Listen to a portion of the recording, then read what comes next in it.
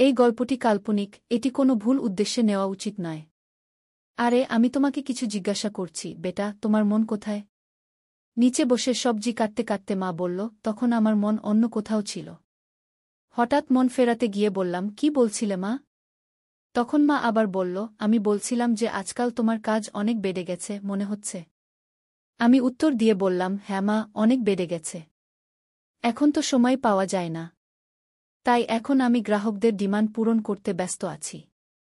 শুধু কিছুদিন অপেক্ষা করো, সব শেষ হয়ে গেলেই আমি তোমাকে ফ্রি পাবি। নমস্কার বন্ধুরা, আজকের এই গল্পে আপনাদের স্বাগতম। আমার নাম অভয় এবং আজ আমি আপনাদের আমার এবং আমার মায়ের গল্প শোনাতে যাচ্ছি। আমার বাবা মায়ের বিবাহবিচ্ছেদ তাদের বিয়ের ৫ম বছরে হয়েছিল। তখন আমার বয়স মাত্র ৪ বছর ছিল এবং আমার মা ছিলেন ২৪ বছরের।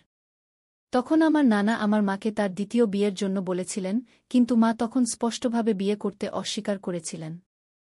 তখন কোর্টের রায় অনুযায়ী বাবা প্রতি মাসে ১০,০০০ টাকা এবং থাকার জন্য একটি বাড়ি দিয়েছিলেন, যার মাধ্যমে আমাদের সব প্রয়োজন মিটে যেত। তখন আমরা একটি সোসাইটিতে একটি বেডরুম এবং একটি কিচেনের ফ্ল্যাটে থাকতাম। তখন বাড়িতে শুধু আমি এবং মা ছিলাম, তাই আমরা দুজনেই একে অপরের সাথে কথা বলতাম। আমার মায়ের স্বভাব কিছুটা কঠোর ছিল, কিন্তু আমরা দুজনেই একে অপরের খেয়াল ভালোভাবে রাখতাম। এখন আমার বয়স ২৮ বছর এবং আমার মা ৪৮ বছরের। আমি গ্র্যাজুয়েশনের পর ফ্যাশন ডিজাইনিংয়ের কোর্স করেছিলাম এবং একজন বড় ডিজাইনার সাথে কাজ শুরু করি। সেখান থেকে অনেক কিছু শেখার পর আমি নিজের একটি সেলাইয়ের দোকান খুললাম, যা ধীরে ধীরে ভালো চলতে শুরু করল। এখন আমার সাথে শুধু টেইলার কাজ করে। একদিন সকালে মা সবজি কাটছিলেন, তখন তিনি আমাকে জিজ্ঞাসা করলেন, অভয়, তুমি কোন ধরনের কাপড় বানাও? আমি বললাম, সব ধরনের কাপড়। কেন মা, কেন জিজ্ঞাসা করছ? তিনি বললেন, এমনি। তারপর মা জিজ্ঞাসা করলেন, শাড়ি, ব্লাউজ, সালোয়ার, ঘাগরা, চোলি এসবও বানাও কি? আমি বললাম, হ্যাঁ মা, সব বানাই। তখন মা বললেন, তাহলে তো তোমার সেলাইয়ের দোকানে প্রতিদিন অনেক মহিলা আসে। এতে আমি বললাম, হ্যাঁ মা, ব্যবসা করেছি, তাহলে পুরুষ মহিলা সবাই তো আসবেই। তারপর মা আরও জিজ্ঞাসা করলেন, তাহলে বেটা, মহিলাদের মাপ কে নেয়? কোনো লোক রেখেছ কি? তখন আমি বললাম, হ্যাঁ মা, সব ম্যানেজ হয়ে যায়। আজকাল সব চলে। কিন্তু তুমি এত কেন জিজ্ঞাসা করছ? এতে মা বললেন, আমিও কিছু ব্লাউজ সেলাই করাতে চাই। আমার যে বন্ধু ছিল সে এখন কাজ ছেড়ে দিয়েছে। আমি বললাম, মা, তুমি এতক্ষণ ধরে পাজল কেন বানাচ্ছিলে?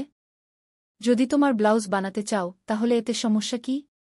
তুমি তোমার পুরানো ব্লাউজ দিয়ে দাও, আমি টেইলারকে দিয়ে দেব, সে বানিয়ে দেবে, তারপর এনে তোমাকে দিয়ে দেব।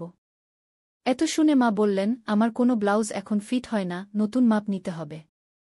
এতে আমি বললাম, ঠিক আছে মা, আমি টেইলারকে বলে দেব, কাল টেইলার এসে তোমার মাপ নিয়ে নেবে। এখন তো কোনো সমস্যা নেই, তাই না? তখন মা বললেন, বেটা, আমার মনে হয় না যে আমি কোনো অপরিচিত লোককে আমার মাপ নিতে দেব। আমি বললাম, মা, যদি তুমি মাপ না দাও, তাহলে ব্লাউজ কেমন করে সেলাই করবে? তারপর কিছুক্ষণ ভেব ০০ বাজে যখন আমি বাড়ি পৌঁছলাম তখন মা রান্নাঘরে ছিলেন। তিনি আমাকে বললেন, বেটা, এসে গেছিস? সামান নিয়ে এসেছিস? তখন আমি বললাম, হ্যাঁ, সব নিয়ে এসেছি। এখন তুমি দ্রুত তোমার কাজ শেষ করো। কিছুক্ষণ পরে মা আমার কাছে এসে বসলেন এবং অ্যালবাম দেখতে লাগলেন।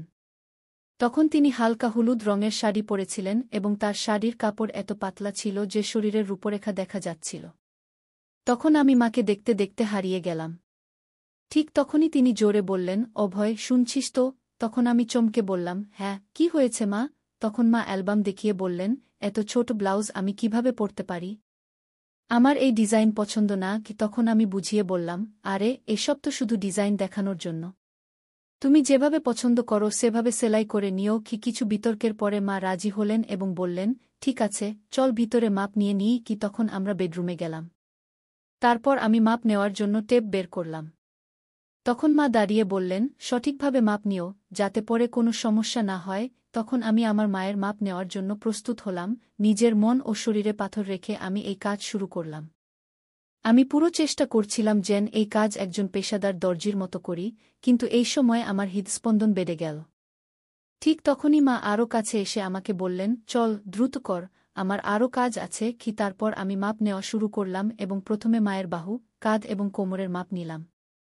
কিছুক্ষণ থেমে আমি মাকে জিজ্ঞাসা করলাম, মা, ব্লাউজের নিচের পাটটি এত ছোট কেন? এতে কি অসুবিধা হয় না? আমি শুনেছি অনেক মহিলার সেখানে কাপড় কাটতে সমস্যা হয়। তোমার কি কখনো এমন হয়েছে? এতে মা মাথা নিচু করে বললেন, আমার এখন পর্যন্ত কোনো সমস্যা হয়নি। তারপর আমি বললাম, আমার মনে হয় তোমার জন্য একটু বড় ডিজাইনের ব্লাউজ সেলাই করানো উচিত কি? এতে মা সম্মতি দিলেন এবং আমি আবার মাপ নিতে লাগলাম। আমি গলার মাপ নেওয়া শুরু করলাম, টেপ মায়ের গলার চারপাশে রাখলাম। তখন আমি খেয়াল রাখলাম যেন আমার আঙুল তার ত্বক স্পর্শ না করে এবং তার থেকে 1 ইঞ্চি দূরে থাকে। তারপর আমি জিজ্ঞাসা করলাম, গলা এত রাখব নাকি একটু কম বেশি করব? কারণ আমার মায়ের গলা একটু বড় ছিল এবং সেখানে কিছু গভীরতা দেখা যাচ্ছিল। তাই আমি একটু হেসে বললাম, মা, তোমার কি ভালো লাগবে? মা হেসে বললেন, বেটা, তুমি তো এখন এই কাজে দক্ষ হয়ে গেছো। আমি উত্তর দিলাম, মা, তুমি যেমন বলবে আমি তেমনই করব। তারপর মা আবার বললেন, টেপ এত দূরে কেন রেখেছ? এটা সঠিক জায়গায় রাখো, তবেই মাপ সঠিক আসবে। কি? এ কথা বলে মা টেপ নিজের হাতে সঠিক জায়গা লাগিয়ে দিলেন। এই সময় আমার হাত প্রথমবার মায়ের গলা স্পর্শ করল। তখন আমার মনে হলো যেন আমাকে জোরে একটা ঝাঁকুনি দেয়া হয়েছে, কিন্তু আমি নিজেকে নিয়ন্ত্রণে রাখলাম এবং সেই মুহূর্তের পুরো আনন্দ নিলাম। ঠিক তখনই মা বললেন, এই পুরনো ব্লাউজগুলো এখন টাইট হয়ে গেছে। এখন আমি একটু উঁচু এবং গভীর গলার ব্লাউজ সেলাই করানোর ভাবছি। তুমি কি মনে করো ভয়? তুমি তো এত মহিলার কাপড় সেলাই করো, বলো আমার শরীরের জন্য কি এবং কিভাবে ভালো লাগবে? তখন আমি ভাবলাম, যদি আমি এখন আর এক ধাপ এগিয়ে না যাই, তাহলে আমি নিজের মধ্যে সীমাবদ্ধ থেকে যাব। তাই আমি বিভিন্ন কৌশল যখন তাকে দেওয়া হলো, তখন তার মুখে একটি প্রশ্নবোধক ভাব ছিল। তারপর আমি বললাম, মা, সব বলছি, একটু অপেক্ষা করো, আগে একটু পানি খেয়ে আসি। তোমার কি দরকার? তখন সে মাথা নেড়ে না করে দিল। তারপর আমি রান্নাঘরে গিয়ে পানি খেয়ে নিজেকে একটু ঠিক করলাম। তারপর ভাবতে লাগলাম, এখন এইসব করতে গিয়ে আমি পরবর্তী কোনো পদক্ষেপ নেব। তখন আমার মনে 2-3টি বিকল্প এলো। তারপর আমি আবার বেডরুমে ফিরে এলাম। তখন মা তার পল্লু আবার কাঁধে ঠিক করে নিয়েছিলেন। কিন্তু 6 ফুটের বড় আয়নার সামনে তিনি অত্যন্ত সুন্দর দেখাচ্ছিলেন, যাকে আমি আয়নাতেই দেখতে লাগলাম। ঠিক তখনই মা বললেন, কোথায় মন দিয়েছ বেটা? এদিকে দেখো। এখন আমি তোমাকে এই ব্লাউজেই বদলে দেখাচ্ছি, যেমন তুমি আমাকে বলেছিলে যে আমরা গলা 1 ইঞ্চি গভীর করে নিই। তারপর তিনি বললেন, তুমি উপরের হুক খুলে দাও এবং উপরের কিনারাগুলো ভিতরের দিকে মুড়ে দেখো। তখন তিনি ঠিক বুঝতে পারলেন না, তাই তিনি প্রশ্নভরা দৃষ্টিতে আমার দিকে তাকিয়ে বললেন, আমার বুঝতে সমস্যা হচ্ছে, তুমিই করে দাও, আমি তোমার উপরই ছেড়ে দিচ্ছি। তখন তীর সোজা লক্ষ্যে লাগল এবং আমিও এটাই চেয়েছিলাম। তারপর আমি ধীরে ধীরে তার হুক খুললাম এবং কিনারাগুলো উল্টো দিকে ভিতরের দিকে মুড়তে লাগলাম। আমি এটা করছিলাম, আর তিনি নিজেকে আয়নায় দেখছিলেন। তারপর আমি দ্রুত আমার কাজ শেষ করতে লাগলাম। সেই দিন আমিও এক অদ্ভুত শান্তি পাচ্ছিলাম। যখন আমার কাজ শেষ হল, তখন আমি তার এবং ড্রেসিং টেবিলের মাঝখান থেকে সরে একপাশে হয়ে গেলাম এবং তাকে বললাম, দেখো, এখন এটা ঠিক যেমন তুমি চেয়েছিলে, 1 ইঞ্চি গভীর। কেমন লাগছে এখন বলো? তারপর মা ব্লাউজের দিকে তাকালেন এবং আমাকে বললেন, অভয়, সত্যি বলছি, এমন গলায় আমার খুব আরাম লাগে। এমন ব্লাউজ পরলে মনে হয় না যেন হাঁসকে জলে ভাসিয়ে দেওয়া হয়েছে। তারপর আমি বললাম, মা, রাগ করো না, কিন্তু একটা কথা বলি। এখন আমি পরবর্তী পদক্ষেপ নিয়ে তাকে আরও স্বাচ্ছন্দ্য বোধ করানোর চেষ্টা করতে চাই। তখন মা হেসে বললেন, না রে অভয়, আমি তোমার উপর কিভাবে রাগ করতে পারি? বলো না, যা বলতে হবে। তখন আমি সতর্কভাবে বললাম, এত গভীর গলার ব্লাউজে সবকিছু খুব বেশি দেখা যায় এবং এটা একটু অদ্ভুত লাগে। এটা শুনে মা তার ব্লাউজের 3 ইঞ্চি ভিতরের দিকে মুড়ে নিলেন এবং হেসে বললেন, আমাকে কে দেখবে অভয়? বাড়িতে তো আমরা দুজনেই থাকি, আর বাইরে আমাকে খুব কমই যেতে হয়। যাই হোক, তোমার সামনে আমার কোনো সমস্যা হয় না। আমি বললাম, মা, আমি মনে করলাম তোমাকে বলে দেওয়া জরুরি, তারপর তুমি যেমন বলবে তেমনি হবে। এতে মা হেসে বললেন, ঠিক আছে বাবা, এখন তুমি করো। তারপর আমি বললাম, আমি তোমাকে ঠিক যেমন বলছিলাম তেমন ব্লাউজ দেখাচ্ছি। তারপর আমি তার একদম সামনে গেলাম। যেই আমি তার কাছে গেলাম, তিনি একটু এগিয়ে এলেন।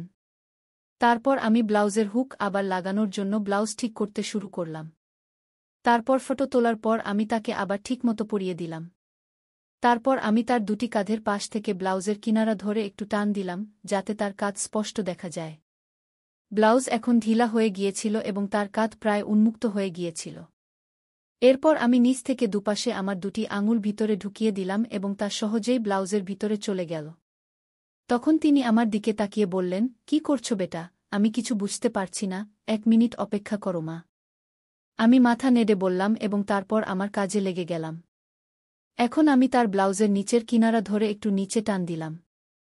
তারপর আমি তার ব্লাউজের নিচের দুটি হুক খুলে দিলাম। এখন তার গলার কাটিং একটু দেখা যাচ্ছিল।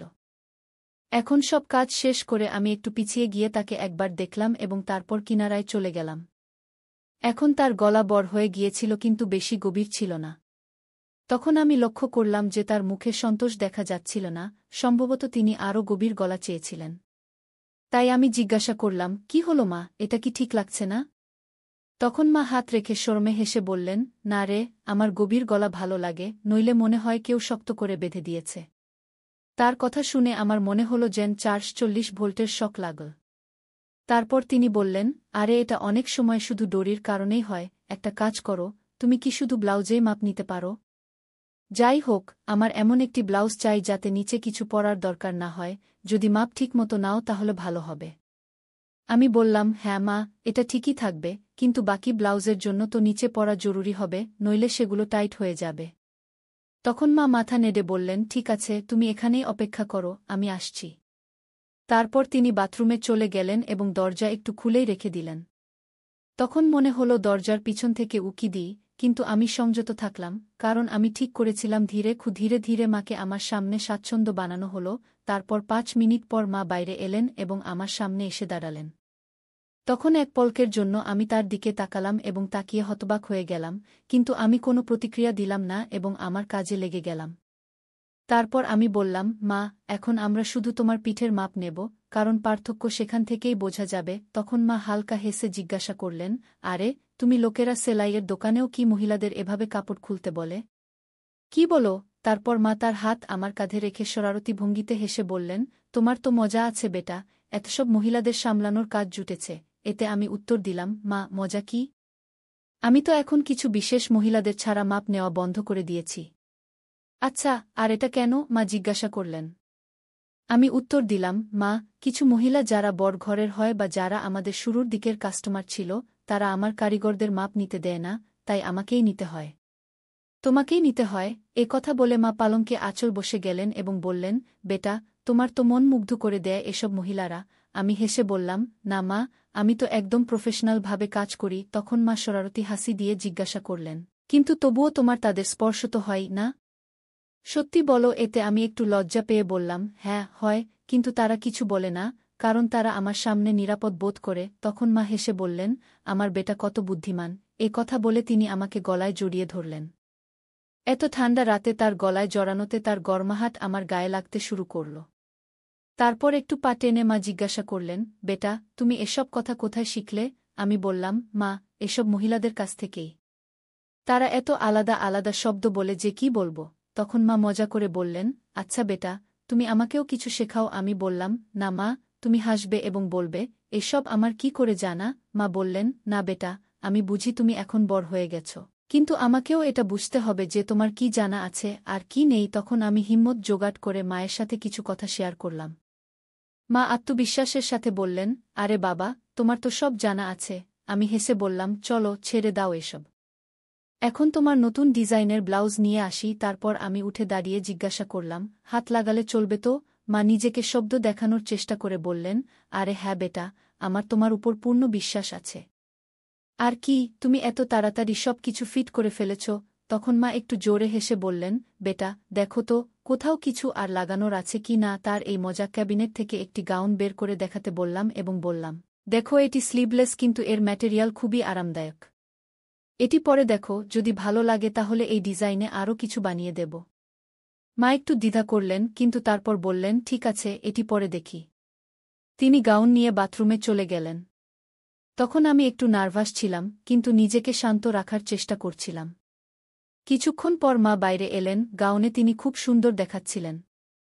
এসে তিনি জিজ্ঞাসা করলেন, কেমন লাগছে বেটা? আমি বললাম, খুব ভালো লাগছে, তোমার উপর এই ডিজাইন খুব সুন্দর মানাচ্ছে। তারপর মা আয়নায় নিজেকে দেখলেন এবং হালকা করে হাসলেন। তারপর তিনি বললেন, হ্যাঁ, এটি সত্যিই খুব আরামদায়ক লাগছে। তারপর আমি মাকে বললাম, তাহলে নিশ্চিত, এখন আমি এমন আরও 2-3টি ডিজাইন তৈরি করে দেব।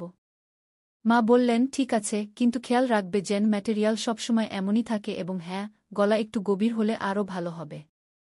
তারপর আমি সম্মতিতে মাথা নাড়লাম। এ কথা বলতে বলতে মা আবার সাধারণ পোশাকে ফিরে এলেন। তারপর আমাদের কথোপকথন সেখানেই শেষ হয়ে গেল। শেষ পর্যন্ত আমি অনুভব করলাম যে মায়ের সাথে এই কথোপকথন শুধু তার আরামের জন্য ছিল না, বরং একটি নতুন দৃষ্টিভঙ্গি বোঝার জন্যও ছিল। এটি এমন একটি মুহূর্ত ছিল যেখানে আমরা দুজনেই একে অপরের অনুভূতিকে আরও ভালোভাবে বুঝতে পেরেছিলাম। তাই বন্ধুরা, এটা ছিল আমাদের আজকের ছোট্ট গল্প। আপনাদের এই গল্প কেমন লাগলো কমেন্ট করে অবশ্যই জানাবেন। আর যদি গল্পটি পছন্দ হয়ে থাকে তাহলে লাইক করুন এবং আপনার বন্ধুদের সাথে শেয়ার করুন।